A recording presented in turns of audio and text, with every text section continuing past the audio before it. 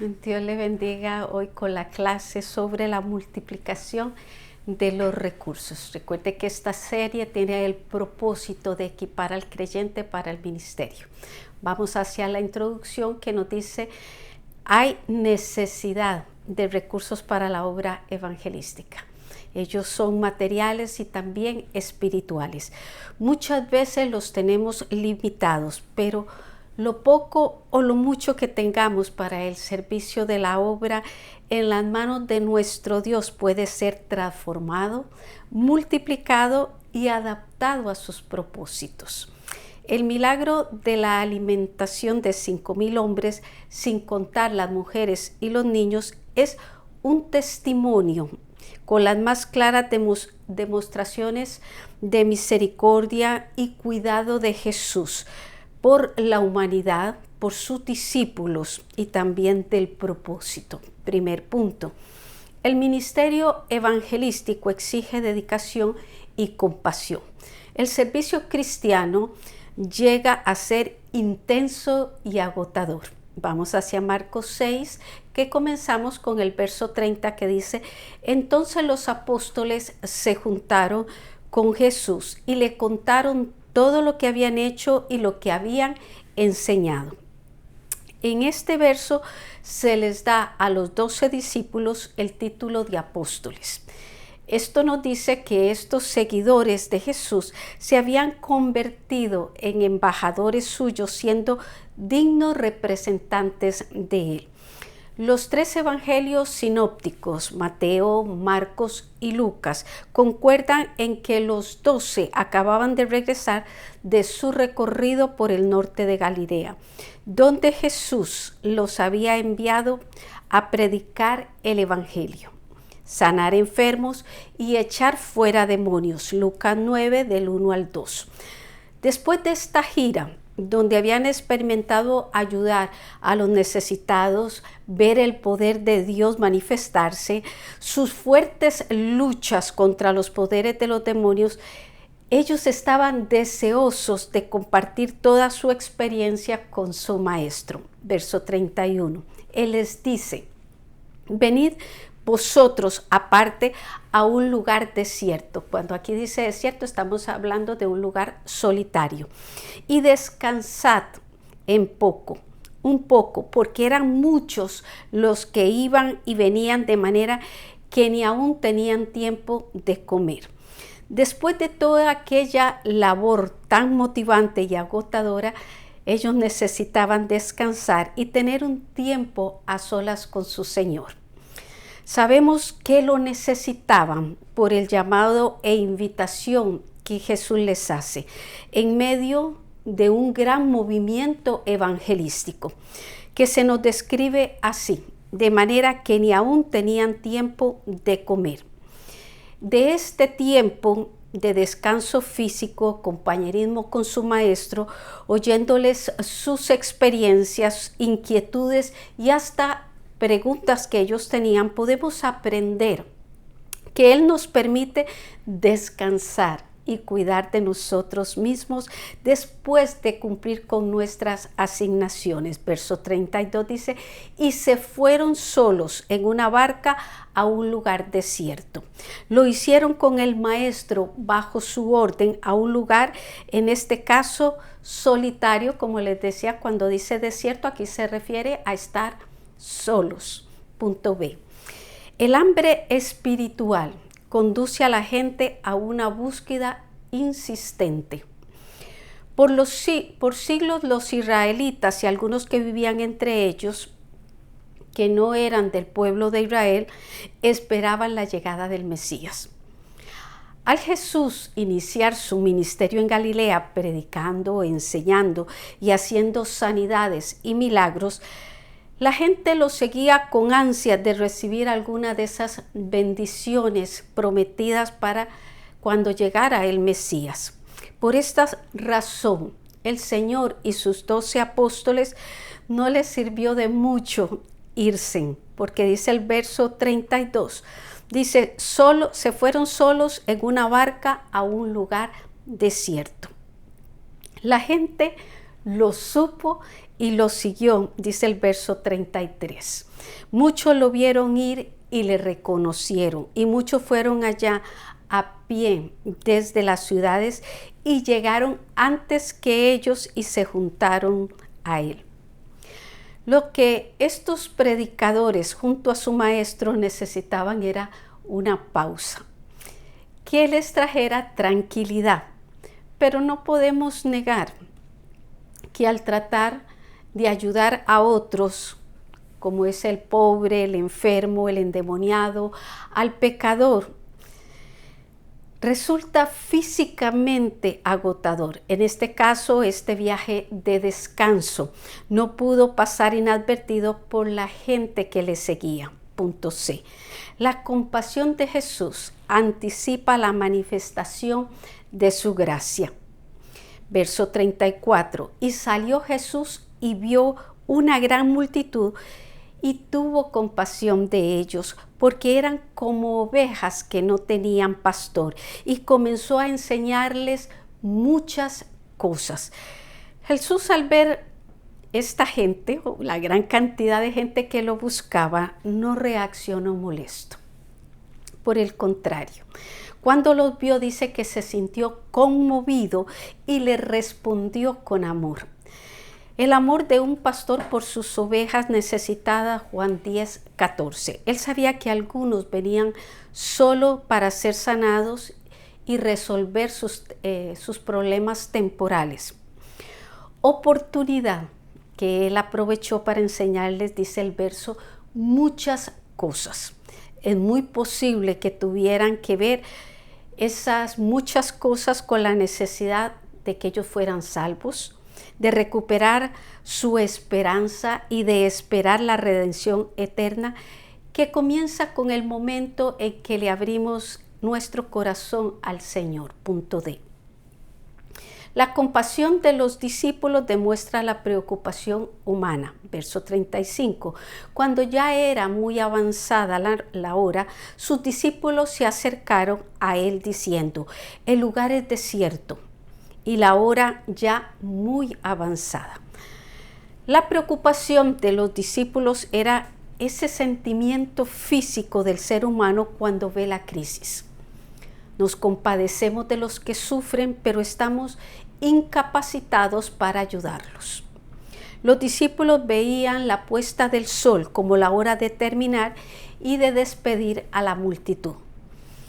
No los podemos criticar. Ellos mismos estaban con hambre y agotados por atender las diferentes necesidades de los que estaban allí.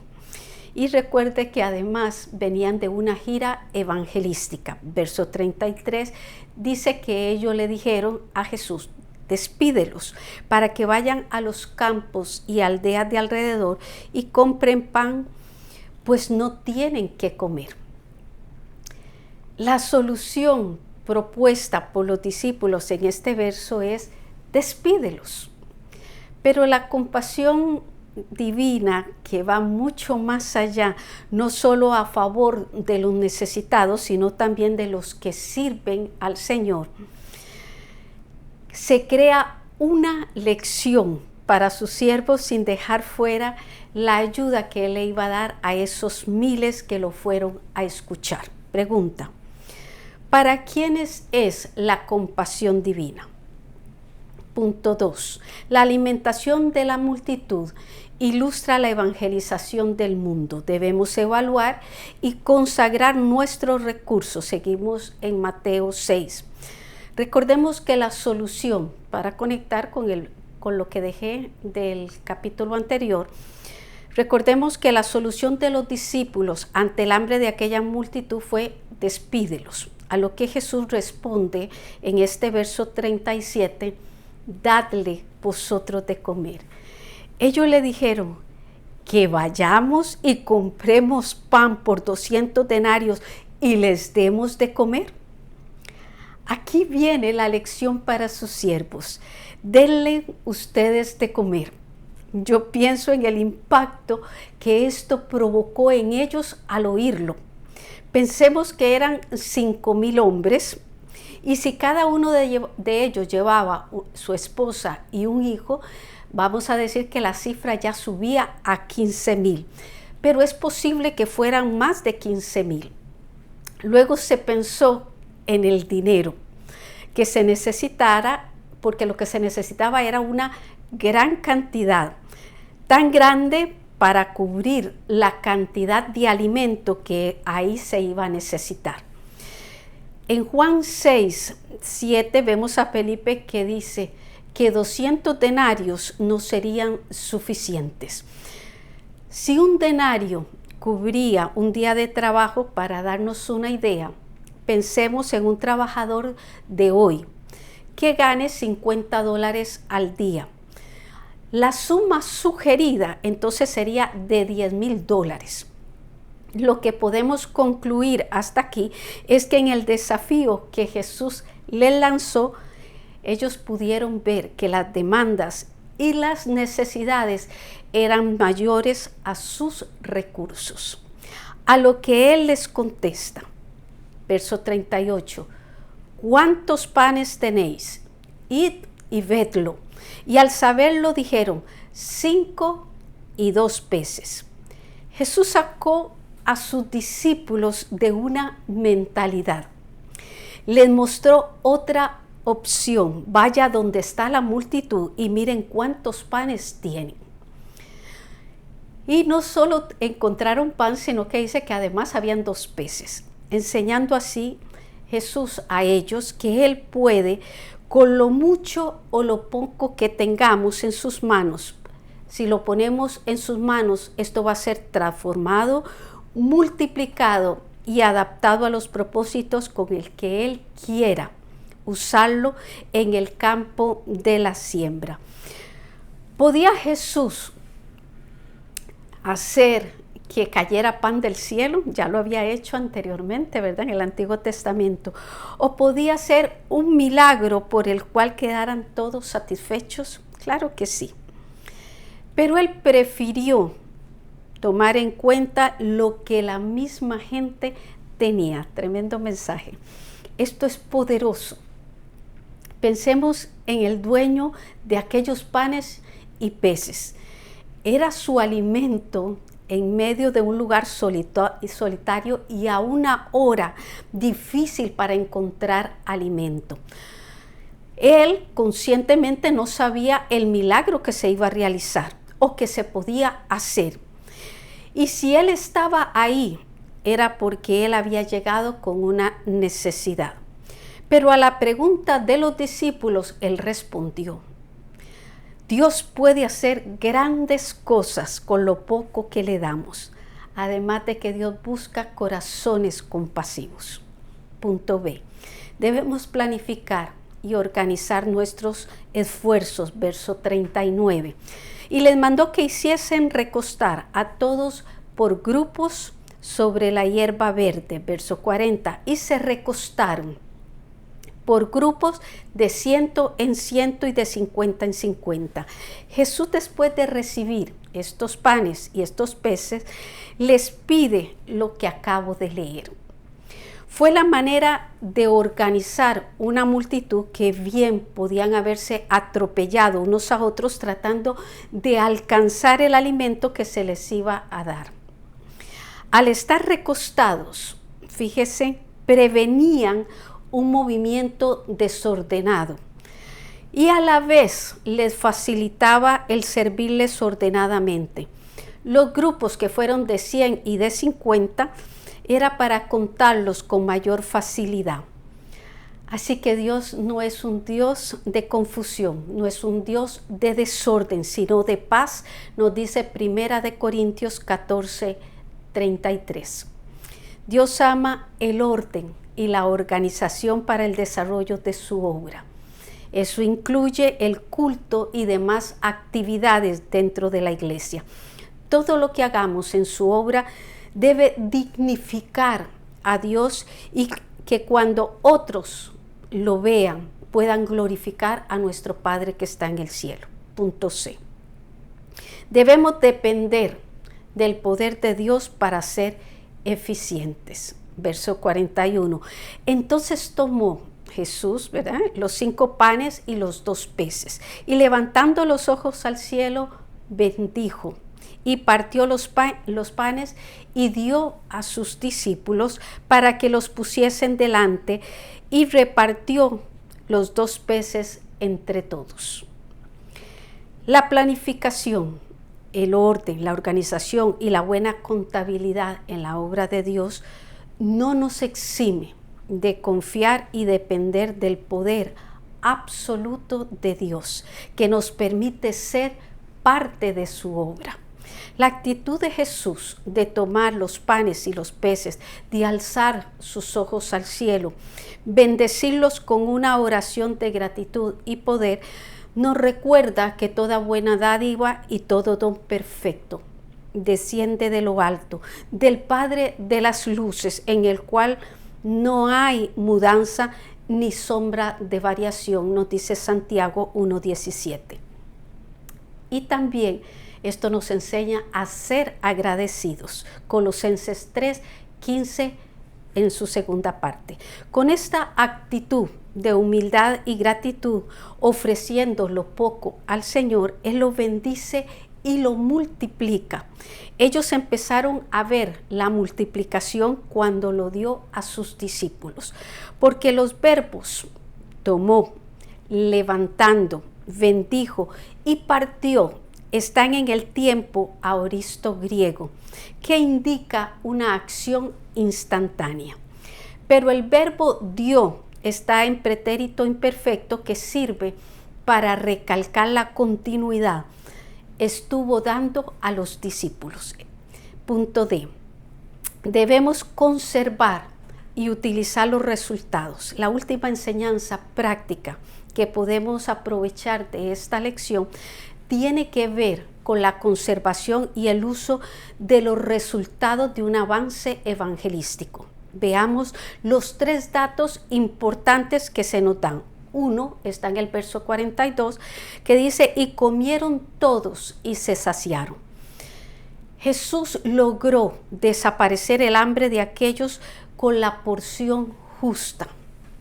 Pudo satisfacer también el deseo y la necesidad del espíritu y de la mente de aquellos. Y también los enfermos fueron sanados, los endemoniados fueron liberados, y todo el que se había beneficiado con un milagro, con una enseñanza y con una buena comida, se encargaron de llevar las noticias a todas partes. Marcos 5:20, Juan 4:42, Juan 9:30, 34. Segundo, el verso 43 dice que recogieron de los pedazos 12 cestas llenas, y de lo que sobró de los peces. No se desperdició nada, no se permitió que se perdiera lo que sobró. Al servir al Señor y a nuestros semejantes, tendremos cantidad de experiencias, de enseñanzas, de correcciones, de errores, de aprendizajes y muchas otras cosas más. Aprovecharlo será la sabiduría de cada participante. Punto 3, verso 44. Y los que comieron eran 5,000 hombres. Recuerde que se le añadían las mujeres y los niños. Aunque este no fue el número exacto, se guardó hasta el día de nosotros esta estadística. Que esto nos ayude a reconocer la importancia del orden, de informes, de una buena administración al hacer la obra de Dios. He llegado a la segunda pregunta. ¿Qué puede hacer el Señor con lo poco o lo mucho que pongamos en sus manos? Reflexión.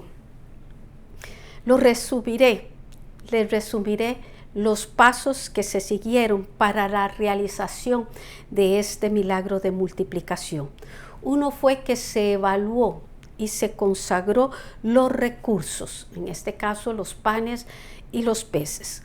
Se planificó y organizó los esfuerzos. Se dieron instrucciones para que recibieran su alimento. 3. Se dependió del poder de Dios. Marcos 6:41. Y por último, conservar y utilizar los resultados.